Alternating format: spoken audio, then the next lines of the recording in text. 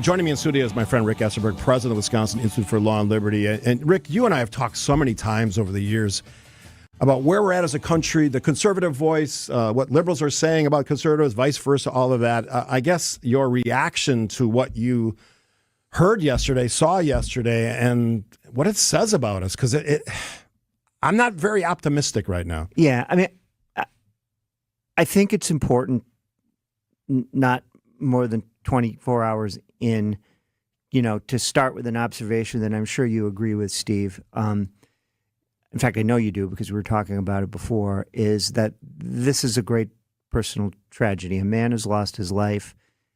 Parents have lost a son. A wife has lost her husband. And 2 children are now going to grow up, and they're never going to know their father. And all because, like him or not, this is a fella who was expressing opinions that somebody disagreed with.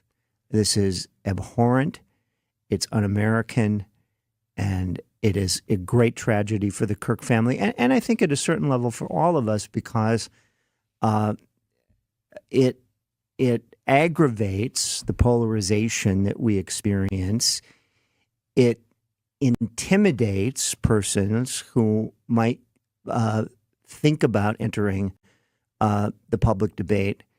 And so added on top of this personal tragedy for the Kirk family, and we certainly should send them our prayers, is I think a tragedy for all of us and a diminishment in our civil life. Now, the question is how we got there. And I have been astounded, and I'm somebody that, like, this is my job, I mean, my job is to engage in, public debate. Lively debate about politics and where our country's going. That's sort of what you do. And I'm astonished at how difficult that has become. But both because there's this tribalism where, everybody in the midst of something happening, anything happening, Travis Kelce dating Taylor Swift, all sorts of things that you would think are completely apolitical. People need to check, well, what is the tribe's position on this? And then one must repeat it and repeat it fervently. And, there's this concept called, negative group polarization that has been developed by social scientists. And the idea here is that as we become more polarized, as we interact with nobody that we disagree with, but yet remain within our own tribes, that the currency of tribal affiliation becomes, how committed, how radically attuned are you with our side? And that type of mindset tends to reward extremism. One of your colleagues, Will Flanders, who I know you know very well and who I have a tremendous amount of respect for, a really smart human being, said this today. There's an odd juxtaposition today between an event that brought Americans closer, 9/11, than they had been in decades, and yesterday's news that makes it feel like America is a powder keg on the verge of explosion. Let's recommit to the feeling of 9/12, the day after. Love thy neighbor. First of all, tremendous words from Will. Yes, but how do we restore that? I'm sitting here trying to sort this out today, having dealt with, how many stories about shootings and mass shootings and assassinations. They tried to kill him twice. Butler, Pennsylvania, the first time, then at a golf course, that individual's in custody. I don't want to be exasperated, and I don't want to throw up my hands and say there's nothing I can do, because I never believe that. But when you see that high 9/12 all those years ago, and we are sitting here on 9/11, 2025, man, we are in a world of hurt, and it's generated by words. Yeah. Well, look, it can be as simple as recognizing the humanity in people that you disagree with. I responded this morning to a tweet from former Congressman Reed Ribble. I saw that. And he said, look, maybe your reaction to extreme political rhetoric and political violence ought to be ought to include, not limited to, but include looking into the mirror and asking yourself, how am I part of this? And I responded to that. And, if this is the type of thing that appeals to you, I said, look, it is never a mistake to keep Matthew 7:3 in mind, that, one should not complain about the log in your neighbor's eye or the speck in your neighbor's eye while ignoring the log in your own. And so I think we have to step back from the type of extreme rhetoric and dehumanization which seems to characterize debate, particularly on social media. And of course, it's not new in American history. I mean, you can go back, to the beginning. They just did it in newspapers. Yeah. Look at the newspapers. People are calling each other names. Jefferson and Adams. There's a book that was written a few years ago that the most vicious presidential election. I'm not sure that this still holds, but that the most vicious presidential election at the time was in 1824. So it's not new, but what is new is the ubiquity of political conversation, right? You can really immerse yourself in that and see nothing but that on social media, where an algorithm feeds you things that you want to see and things that are calculated to increase your engagement with it. You can get your news from social media, which I think is horrifying that people actually do that. Or you can get your news from cable news, which really isn't much better because, given the pressures on the media business, the business model there now is to find your audience, your ideological audience, and give them what they want.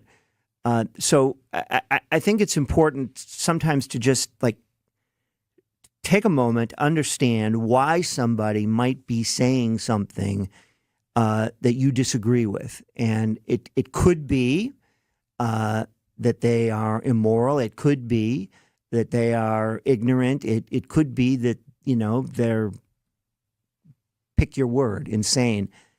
But probably that's not the case. They probably have a reason for believing what they do.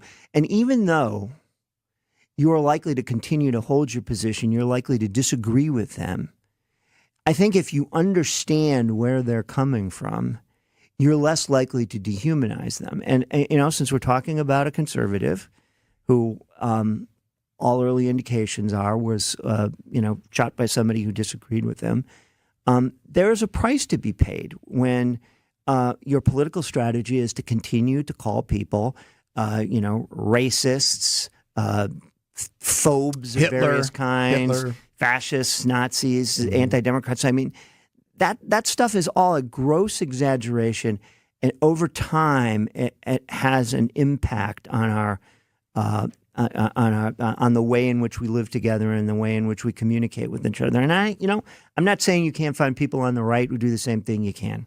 Rick Esenberg, our guest, is going to be here for most of the hour. If you have a thought, 855-616-1620. Love to see what you have to say as we sort of figure things out. Let's take a quick break here on 620 WTMJ. Little time here before we get to the bottom of the hour news, 10:30, with Jessica Ty and the latest from ABC on the shooting of Charlie Kirk, the assassination, really, of Charlie Kirk. Got about a minute or so left, Rick. Just quickly, we'll pick it up after the break. Lots of people throwing around the term turning down the temperature. I think you even said it yesterday. Okay, so high level in 40 seconds, how do we start to do that? Well, a lot of people will say what you have to do is, rather than straw man the arguments from your opponent, you have to strong man them. And what you have to do is you have to ask yourself, well, why would somebody say that thing that I disagree with? And there'll usually be a reason for it. Again, you won't agree with the reason. You probably will not change your mind, but you'll be able to see that they're a human being like you are. And to quote Will, it will go back to the spirit of 9/12, where we're a country where we don't have to agree with each other. We can argue, we can fight, but at least we have to recognize our common humanity and the fact that we're all Americans, and there's a real sense in which we're in this together. He is Rick Esenberg, president of the Wisconsin Institute for Law and Liberty. We'll pick it up after the break for news with Jessica Ty on the local side. Rick Esenberg, my friend, president, Wisconsin Institute for Law and Liberty, joining me in studio, kind of talking about the aftermath of the killing of Charlie Kirk yesterday at Utah Valley University, just in the early afternoon. And as we've been watching the monitors, they're still searching for that individual who carried out that act. I was talking to you during the break, Rick, and I said, well, you can silence one voice, and that has happened now because Charlie Kirk is dead, and he was very popular. You filled me in on this among young people, and I think the president mentioned this yesterday among young voters. He's one of the key reasons that I think Trump was able to bring those people in. So I guess if the mission of people who try to take action like this, violent action, is to silence something, often it just goes the other way and sort of propels us into an even worse case scenario. And I think I don't want it to happen, but I think where we may be headed. Yeah, no, it heightens this group polarization and divisiveness that we're talking about because we're tribal, because politics has become a much stronger indicia of identity, right? People identify with their political tribe much more, I think, than they used to do that. There's a tendency when something like this happens for conservatives in this case to believe in some sense that we've all been targeted, even if we may disagree on key points with Charlie Kirk or be a different kind of conservative. And so there's this sort of banding together thing when you attack a group of people. They're likely to become, more cohesive, more committed to defending each other. And as we talked about before, this concept of negative group polarization, the most, strident defenders of the tribe are the ones who are going to, I think, have the most power in that situation. And so doing something like this, it may intimidate people from entering the political process, but it also degrades the political process at the same time. Who are the voices on the conservative side? You're a conservative. I used to label myself that way. Who sort of pick up the pieces and say, okay, we're conservatives, but we're not we don't like the arc that we're on. So the real ironic thing about this is, if you look at Charlie Kirk, and I'm not a Charlie Kirk expert, right, but this is my sense of the arc of, his career, that, he started this Turning Point USA when he was 18 years old, and he was like most young people. He was a provocateur, and he did say things that were very provoking and maybe even objectionable, and you can people are all over social media repeating them. But I think he evolved over time, right? He began to see the value of open public discourse. You may not have liked how he did it, but I think he made a conscious effort to say, okay, I'm going to engage in conversation which acknowledges what other people are saying to me, people I disagree with, and I'm going to try to respond to what they say. And so if that's the case, then I think a way to honor Charlie Kirk, we began by saying his life has been tragically cut short, is to make that our modus operandi, to say, look, if we believe that we have the best arguments and we believe the policies that we advocate are the best ones, then let's not be afraid to engage openly and honestly. Let's not be afraid to take what others say to us in good faith, right? Rather than try to fly spec what they say and look for something that we can distort, take out of context, make them look worse than they are.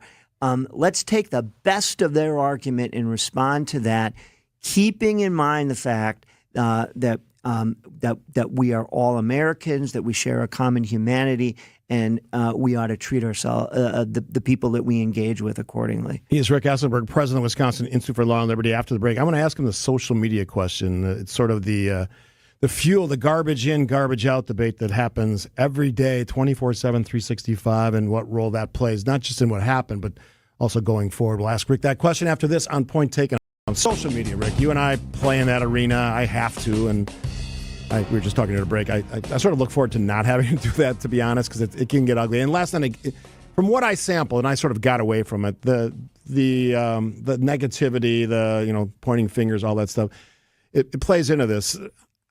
Social media is such a big topic.